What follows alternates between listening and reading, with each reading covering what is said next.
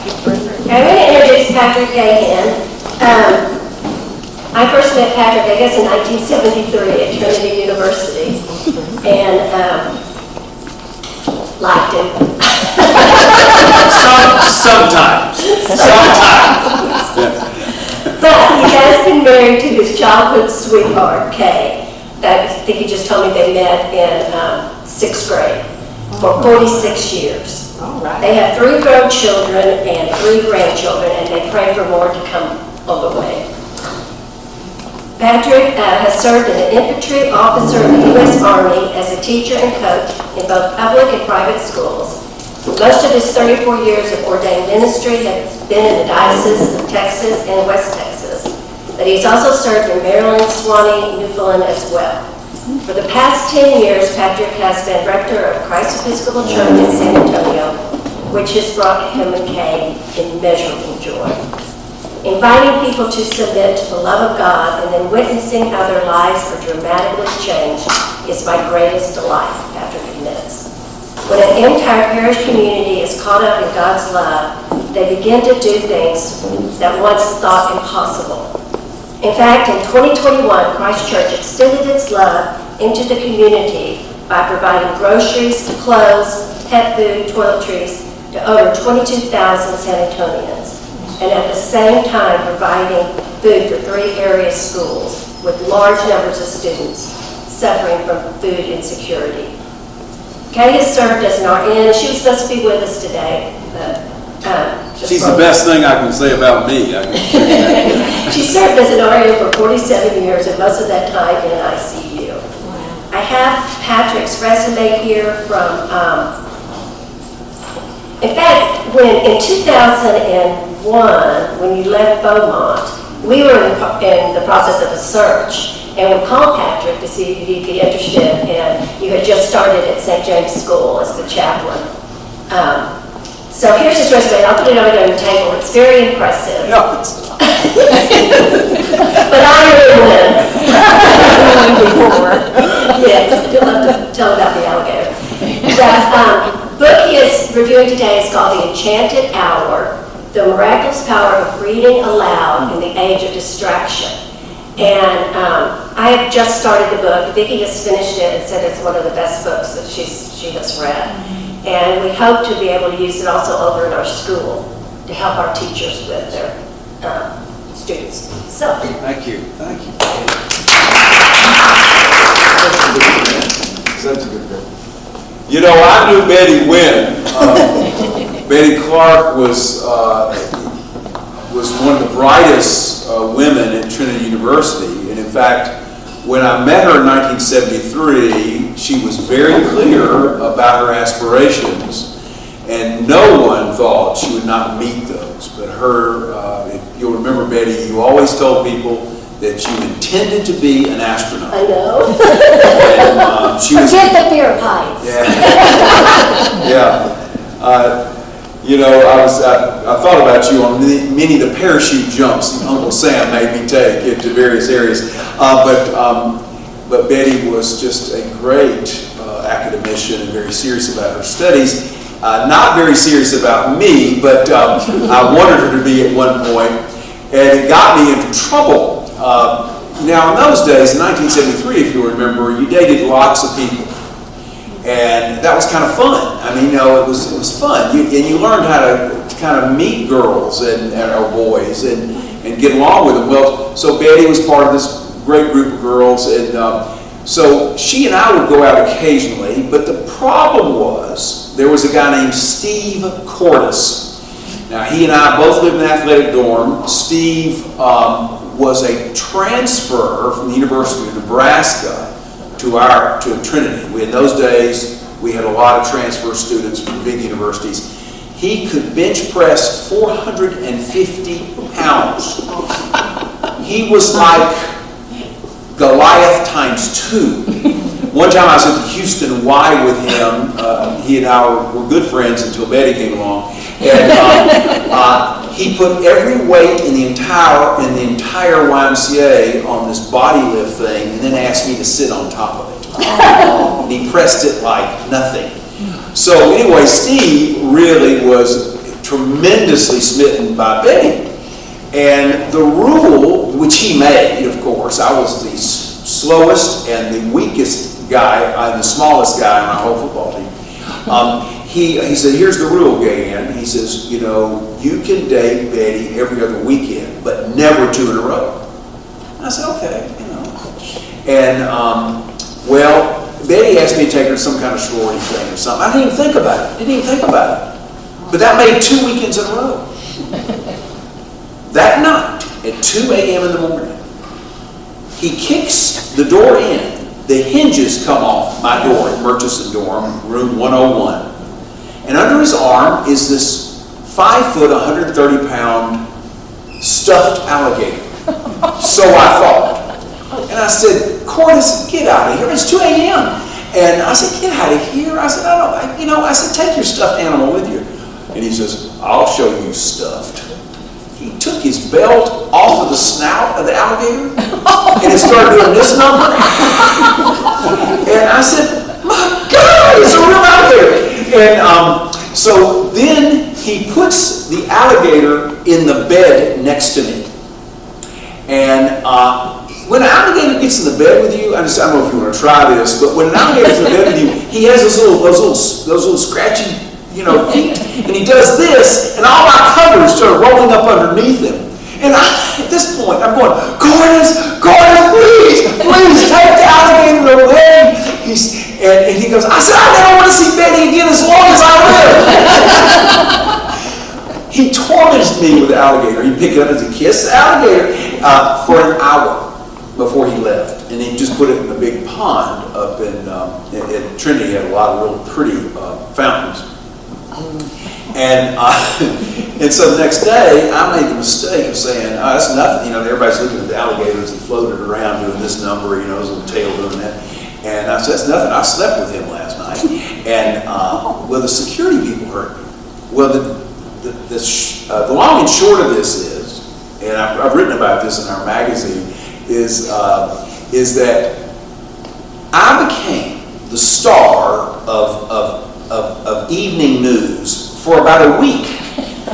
Well, that was bad enough. I mean, freshman football player, Pat Gahan had a strange bedfellow last night. Tell us about it, Pat. I don't know. I was sitting in my bed, and a masked man showed up. You think I was going to give him Cordes' name? No. And then it got syndicated in the newspapers. Well, all my great aunts, all my Irish Catholic great aunts, started writing me these scathing letters. Is that what you're doing at college, sleeping with alligators? They said, if you'd gone to Notre Dame, it wouldn't have happened. So anyway, that was my life with Betty, so there you go. Lots of fun. And by the way, Steve Cordes became a Lutheran pastor, a very fine Lutheran pastor in New York. And I became an Episcopal pastor, not quite so celebrated. But when he got to the alligator, he went to Breckenridge Park, climbed over the fence of the alligator pond. There were over 100 alligators all around the pond. He just stepped around, that one's too big, well that one's too little, well, that one's just right. Stuck it under his arm and climbed back over the fence. So there you go. There were my friends, Betty, and Steve. Well, today I'm going to be reviewing a book that I bought just for me. I love reading. I read all the time. My wife doubles the amount of reading I do, but I saw The Enchanted Hour by Meghan Gurdon, who is a Wall Street Journal columnist, and I was enchanted. I wanted to read it, and I just really ate it up, and I'll tell you why. When I was about 4 years old, before the next wave of children came along in our little household, I would go over to the bookshelf and pull out a red and white volume of Childcraft. Remember Childcraft, made by World Book? And I would take it over to my mother, and she would open it. And if you'll remember, you'd open up those volumes, and they had this strange chemical smell. And to me, it was the best smell in the world. And my mother knew exactly where to open it, and she would start to read. The wind was a torrent of darkness among the gusty trees. The moon was a ghostly galleon tossed upon cloudy seas. The road was a ribbon of moonlight over the purple moor, and the highwayman came riding, riding, riding. The highwayman came riding up to the old inn door. And of course, you know, as you hear Alfred Noyes' ballad, is that the highwayman loves young Bess so much. He goes to get her, and he's killed. When she knows he dies, she kills herself. It's a kind of Romeo and Juliet type thing. And my mother read to me every day. And I said, I want to be like that. I want to be gallant. I want to be adventurous. And my mother, who loved imagination and everything, she'd always say to me, son, you need to get outside. And we lived right next to a big forest. And she'd say, take Lady, the German Shepherd, and I'd go explore. Of course, it was a different day. But I would go out and be gone sometimes for, a couple hours. And I would come back in, probably didn't go that far. And she would sit down at the table and she'd say, tell me about your adventures. Tell me about your adventures. And she'd take it all in. And so I kind of felt like even before I could read, I was already inside of a story, Now, in 1959, you didn't have to go to kindergarten. And once it was brought up to me, I vetoed that idea. I mean, who would leave the paradise of my home to be constrained in some building? And so I was able to get out and go into kindergarten. But first grade loomed, and I had to go to Mrs. Green's class at Edgewood Elementary. And there, to me, it was just an exercise in conformity. You had to walk between the lines. You had to color between the lines. I found it utterly and completely miserable.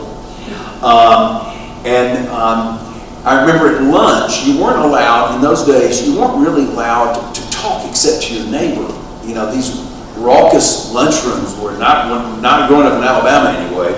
And I think you can't talk to anybody. All you're hearing is the slurping of milk, And so when second grade came along, I was ready for more of the same. I was placed in Mrs. Trawick's classroom. And it started off pretty much like first grade.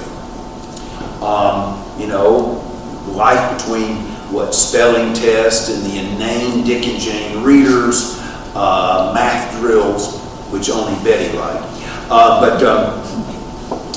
But then on Wednesday of the first week, we went to lunch. We had an early lunchtime as a second grader. And we marched back up to our classroom. It was on the second floor. And when we got in the classroom, she said to the 30 of us, you may nap if you wish, or you can listen. And I said, whoa, what is this? And Mrs. Trawick, who wore the same type thing every day, one of those long kind of, what do they call those, A-line wool skirts, white blouse, navy blue sweater, buttoned here, off the arms. She came around from where she sat behind the desk and she propped herself on top of the desk. And she opened this large book. And then she went, Tom Sawyer, what's gone wrong with you, boy? Said Aunt Polly. And I was entranced.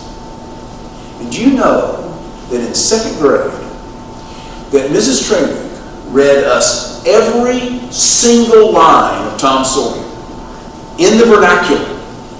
And in the second semester, every line of perhaps the greatest novel ever written in the United States, Huckleberry Finn. Get up, Jim! There ain't a minute to lose. They're after us. Jim never asked no questions. He never said a word. But the way we worked for the next hour and a half, we loaded all our worldly belongings on that raft. We put out the campfire and cleaned up the cabin. We didn't show a candle after that because we were afraid we'd be found out. We got the raft out and slipped down along the shade, past the foot of the island, dead still, never saying a word. We were on their voyage down the Mississippi. And I went with them. I went with them. The power of that story. I thought, if this is what reading is, that's all I want to do. If this is what reading is, that's all I want to do. It's interesting that very, as soon as I turned 8 years old, I marched up to the Homewood branch library, and I went right up to the matronly librarian who ruled with an iron fist, and I said, I want a library card. She said, you got to bring your mama. I said, my mama's at work. I want a library card. She finally relented, and you know what I read? All 33 of the Doc Savage books. All 33 of them, one after the other. The Man of Bronze, written in 1933. And again, anything that was adventurous. Well, some of you may be asking the question, isn't it somewhat risky to read children things like Huckleberry Finn? But Meghan Gurdon has this to say. She says, we do children no service in cutting them off from transcendent works of the imagination, even if it means introducing them to troublesome ideas and assumptions, and to characters we'd rather not admire, and rather them not admire. Like life itself, literature is unruly. Don't you love that? Like life itself, literature is unruly. It raises moral, cultural, and philosophical questions. Well, where better to talk about these things than at home? The human story is messy and imperfect. I just finished a book by Maureen Corrigan called Leave Me Alone. I'm reading another book I couldn't resist. But Maureen Corrigan is the book review person for Fresh Air on NPR. And she is outstanding. She's also a full professor at Georgetown University. But she says to parents, she says, the best thing you can do to protect democracy, the very best thing you can do to protect the republic, is let your kids go outside and play in multi-age groups so they have to negotiate. Isn't that interesting? But it shouldn't surprise us. It shouldn't surprise us. You can't have a democracy if you can't take in information that disturbs you a little bit. James Madison, the great architect of the Constitution, the great unsung hero, wrote our Constitution such that you've got to come to the table. You've got to negotiate. We have some folks in Washington and in Texas that need to take a hard look at that. But the best thing you can do to protect democracy is have your kids, read to your children, and let them take in some information that's a little disturbing. And then get them out into play groups and let them negotiate their way through the day. I may be shocking you on this, but I do believe I am correct. As I read The Enchanted Hour, I don't know, some of you have read it, but one of the things that really caught my attention was that, for most of human history, the idea behind writing words is that they would only have power if you said them aloud. Take for instance the great Homeric epics, the Iliad and the Odyssey, or the significantly later epic, the Aeneid by Virgil, written in Latin. Those authors had no concept whatsoever that you would ever read those epics. You read them, without moving your lips. I mean, the words had to come out, and if you translate, I had to translate the entire Aeneid as a boy under the sturdy hand of Sister Frances, and I realize now, as I'm thinking back on it today, we would translate, but we would read it aloud, where the words had power and they were beautiful. And like the Iliad and the Odyssey, the lines are repeated. They're repeated over and over again. That's because they were meant to be memorized. And well into the Renaissance, there were all sorts of English boys and girls that could memorize the Iliad, the Odyssey, perhaps the Aeneid. And there are still people alive today that can do that. They're meant to be memorized and enunciated, spoken. I was intrigued when Alexander the Great's men were shocked by something he did. Do any of you remember that? Alexander the Great got a letter from his mother at the front. He was just, 23 years old when he conquered the entire world. He had a letter from his mother, and in front of his men, he just read it, and he did not move his lips. The men thought that he was possessed with a demon or something. Who could possibly read something and not move their lips? There was no understanding of that.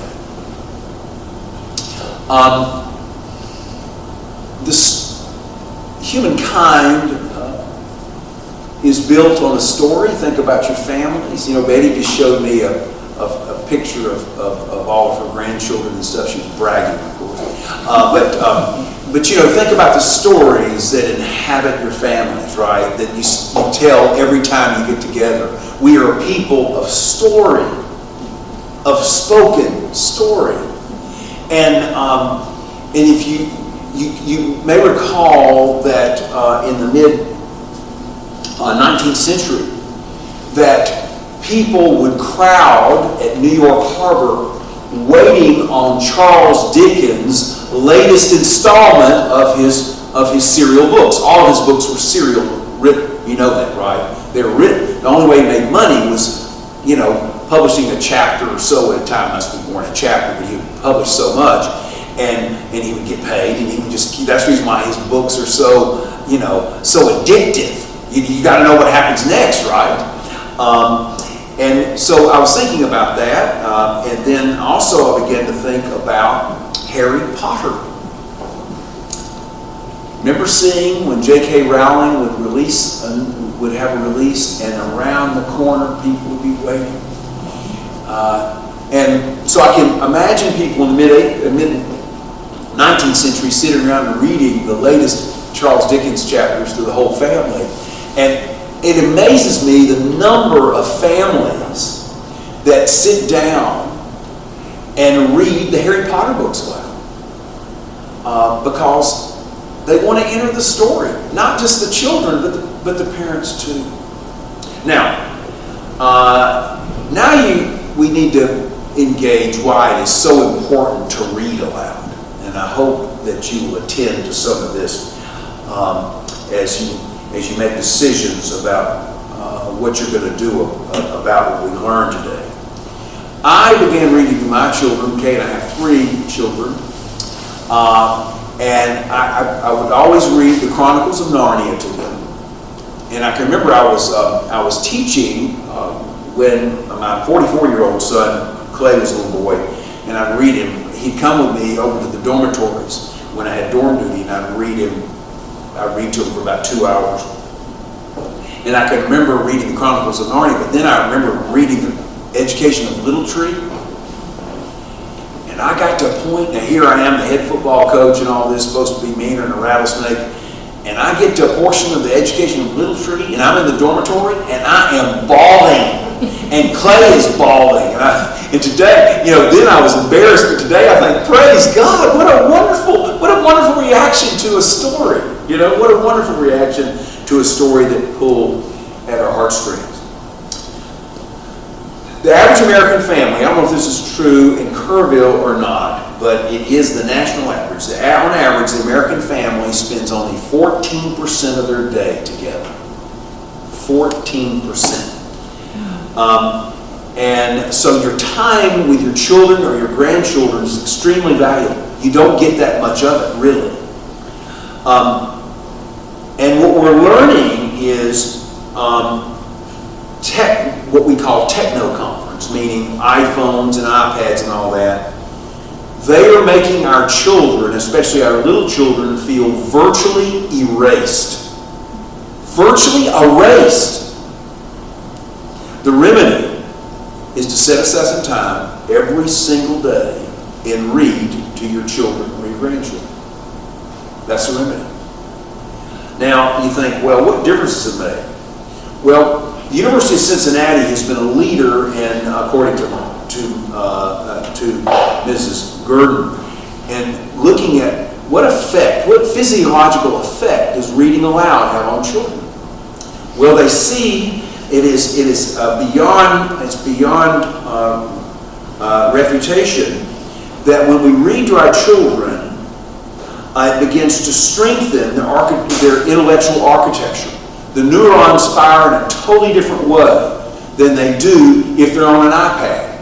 This is the thing that shocked me as I read this book. That you can have the most sophisticated software on an iPad,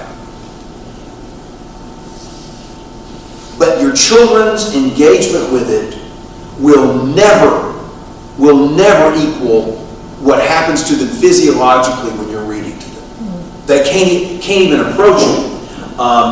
And in fact, if we do not read to our children between the ages of 3 and 5, the most developmental period of brain of our cranial intellect, our cognitive development, it sets up the brain for a lifetime of atrophy and underdevelopment. That's what we're looking at if we don't begin to do this. And without that plasticity, that ability for the brain to grow, our children are really in trouble, and you're seeing that everywhere. So reading aloud is not just about the story, but it's a powerful counterweight to the culture that wishes to draw our children away from the beautiful things. And we have the ability to introduce them to the stories and the poetry and those things which we know that will enliven their life in a way that a screen never can. Now let me tell you something else. Georgetown University has been running studies, according to Mrs. Gurdon, on premature babies and children in extreme risk. This is just incredible to me. But when a mother reads to her child, even in an incubator,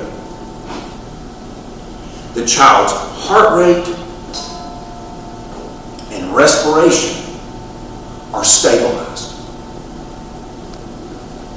Now that is something else, isn't it? That's something that a medication just can't do. Just the voice of the mother. Just the voice of the mother.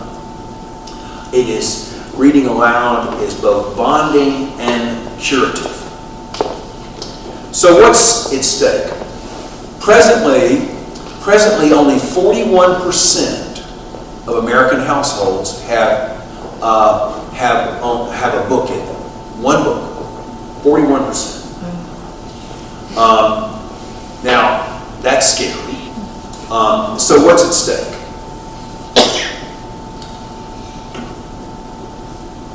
Something like 20%, a fifth of American teenagers leave high school today functionally illiterate. Now I know here in Kerrville you have extraordinary schools, and I don't know what your rate is here. But nationwide, 20% of our children are leaving high school functionally illiterate. They cannot write well enough or read well enough in order to navigate the working world. 85% of the children that get in serious trouble with the law, 85%, have poor literacy skills. And what we're seeing at the initial studies in Great Britain is that the number of parents that are reading to their children during those formative years have, in the last 5 years, has plummeted, I think, about 20%. That is a danger sign. So, I've kind of painted for you what's at stake for us. I hope I have. Now, what am I doing? How have I reacted to this book? And one thing I did as soon as I finished this book, it was a little before Lent. I decided this year for Lent, rather than I always do a study of some sort, I'm always hoping God will do something with me. And I have to believe that I'm one of his major disappointments. But this year I read the Psalms aloud to myself very slowly throughout Lent. And if you may know this, but the prayer book is set up so that you can go through the Psalter in a month. Did you know that? If you go to the Psalter in the prayer book, you will see that the very first Psalms, it'll say morning prayer day 1, and you'll read 2 or 3 Psalms, and you'll get to another italicized evening prayer day 1. I would commend that to you. You know that our Psalter, I know you've had a lot of courses on the prayer book, but Miles Coverdale, it's his translation. You may wonder sometimes, why is the prayer book translation so different? And you may also ask the question, why is the prayer book translation of the Psalms so absolutely beautiful? It's because Miles Coverdale, who worked with William Tyndale to make the bootleg translation from the Greek and Hebrew for us. Of course, Tyndale was strangled to death by English agents in Antwerp. So the Psalter is incredibly beautiful. Do you know that 75% of Coverdale's and Tyndale's work ended up in the King James Bible? Also, I love to tell my Baptist friends, I said, do you love the King James Bible? Oh, yes, sir, preacher, that's the only one worth reading. I said, well, you can thank me for that. I said, what's your favorite hymn? And I go, Amazing Grace, of course. I said, good, you can thank me for that too. So you can really get some one-upmanship if you want to. The other thing that Kay and I do quite a bit is we read to one another. And recently, we were I needed to get away from the parish. I know you can't imagine that would be the case, but so we got away for a weekend to go down to the coast to look at birds. My wife loves birds. Sometimes she loves me. But on the way down and the way back, we read Ballsack and the Little Chinese Seamstress. Now, we chose it because, we can read it in a short amount of time. It's a book about, it's a pretty good book, actually. It's a book about 2 boys that are sent during the Maoist period into the re-education system. And I didn't know all this, but you were sent, if you were from an educated family, and both these guys have physicians as parents, they were sent to a remote village. It'd be like you and me being sent up to the darkest passages of the Appalachians, or maybe, sent where I served as a priest in Newfoundland, where all the landmarks are, to your life are gone. And they're sent there for years to do hard labor, to re-educate them. Well, while they're there, they're able to find a trunk full of banned books. And they begin to read it to this illiterate little Chinese seamstress who happens to be very beautiful. Both boys were in love with her. And a line I copied was what she says, it was a totally new experience for me. Before, I had no idea that you would take on the role of a completely different person, actually become that person, a rich lady, for example, and still be your own self. So it's a great book if you want a revelation about about what happens when you read. Also, it's very interesting. The guy who wrote this had actually been sent to a re-education camp. He's now a great film director. So that's another thing we do. We read to each other, and it's different than just putting on a book on tape. I'm going to tell you, it's different when you're reading to each other. Another thing I do that may surprise you is that I always choose someone in the parish who has a debilitating illness that it's tough for anyone else to go see. And I go see that person, it's almost always a man. I go see that person until they die. It's just, I'm supposed to be the chief pastor in the little parish I serve, and so I've got to be an example. So the first guy I ever did this with 10 years ago was a celebrated helicopter pilot in Vietnam, and now he had a big financial business, and he had breathed in Agent Orange, didn't know it, and I don't know if you've known anybody that's got but it hit him like ALS, and so I read to him until he died. It was about 2 or 3 years. So he loved business stuff, so I'd read him. I'd bring him stock market stuff. I'd just read him what he wanted to hear, and even when he couldn't speak any longer, I would still do that. Then the second man was a 92-year-old veterinarian who had become infirm, but had the largest herd of pure American bison in the world. And so I'd always bring him veterinary stuff. I learned more things about critters than you could possibly imagine. And I did that until he died. Well, actually, that's not really true. COVID hit, and the nursing home wouldn't let me in. And he lost 40 pounds. 40 pounds. And when he came out, when his daughter rescued him, didn't know it, he lost all that weight, but she couldn't get in either. It was really tough. That's another story. The guy I'm reading to now is president of a bank. He was an FBI agent and an attorney, and he has Alzheimer's, big time. He's the fastest cognitive decline I've ever seen in an individual. And I'm reading to him The Peregrine by J.A. Baker. This is perhaps the greatest nature book ever written. And I chose it to read to him because it's written by J. Baker, an Englishman in Essex, who gets a diagnosis of a debilitating illness. He knows it's coming, and pretty soon he's not going to be able to do much of anything. He's been at a desk his entire life. He has never been a bird watcher. He's never been a person that would get out in the wild. He decides he is going to follow a family of peregrine falcons, and he does so for the better part, I think, of 10 years. Every day after work, every weekend, he just follows them until they think he's one of them. It is an incredible book if you like books about nature. And he revised it 4 times, and he had never graduated. He never went to college, but. I read it to Bill, my friend, because I want him to have a sense. There's a world outside this very controlled memory unit. It's a good unit, but it's, they're very controlled. There's a world outside this, and you and I are going to go there. Does he get a lot of it? No. But is something happening? I think so.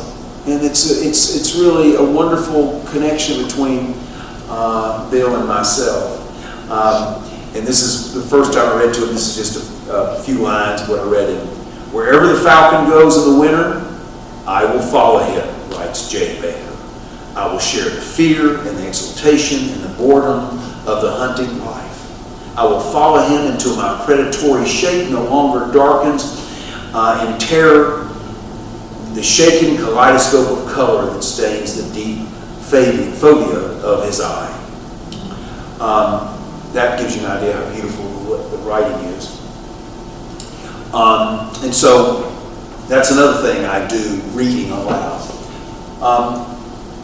Also know that we're Episcopalians, and we believe the spoken word makes a real difference, don't we? The prayers that are put in this magnificent book aren't just they're not perfunctory. but they're meant to be beautiful. They're meant to enliven the spirit. You know that Episcopal worship is supposed to be multisensory. You walk into your church, and you know, Episcopalians, they don't go for big box churches. We want to walk into a church building and we want to be awed in some way. It's supposed to look a little bit like paradise or something. And so you look at the stained glass, you look at the rock work, you look at the altar beautifully appointed with a white fair linen. I mean, you're supposed to almost go, oh, God, it's beautiful. And then there's certainly the sensory of taste, port wine. Now, the bread we use, it's hard to even convince you that's even bread. But anyway, so there's supposed to be the sensory, the taste, sometimes smells. But the main thing is the cadence of the liturgy. And you know that even in the church I serve, we print the numbers of the Bible, pages of the Pew Bible for you to read along. But it's not meant to be done that way. The person that gets up at the lectern is supposed to be like an angel, reading to us. We need to hear with our ears. The Bible was written totally to be read aloud. When Paul would write those letters, he's the first writer of the New Testament, they were meant to go to the church and read aloud. The Gospels certainly meant to be read aloud and at one sitting, so that the people who heard it would be convicted to change their life and turn it over to our Lord. Of course, there's many beautiful prayers in the prayer book, but I think perhaps one of the greatest ones is the blessing at a marriage. You know, in our tradition, the high point of marriage is the blessing, not the pronouncement of husband and wife. But when that couple kneels in front of you and we wrap our stole around their hands, and we say, "Most gracious God, we give you thanks for your tender love in sending Jesus Christ to come among us, to be born of a human mother, and to make the way of the cross to be the way of life. We thank you also for consecrating the union of man and woman in his name. By the power of your Holy Spirit, pour out the abundance of your blessing upon this man and woman. Defend them from every enemy. Lead them into all peace. Let their love for each other be a seal upon their hearts, a mantle about their shoulders, and a crown upon their foreheads. Bless them in their work and in their companionship, in their sleeping and in their waking, in their joys and in their sorrows, in their life and in their death. Finally, in your mercy, bring them to that table where your saints feast forever in your heavenly hope. Through Jesus Christ our Lord, who with you and the Holy Spirit lives and reigns, one God, forever and ever." Now that's being married.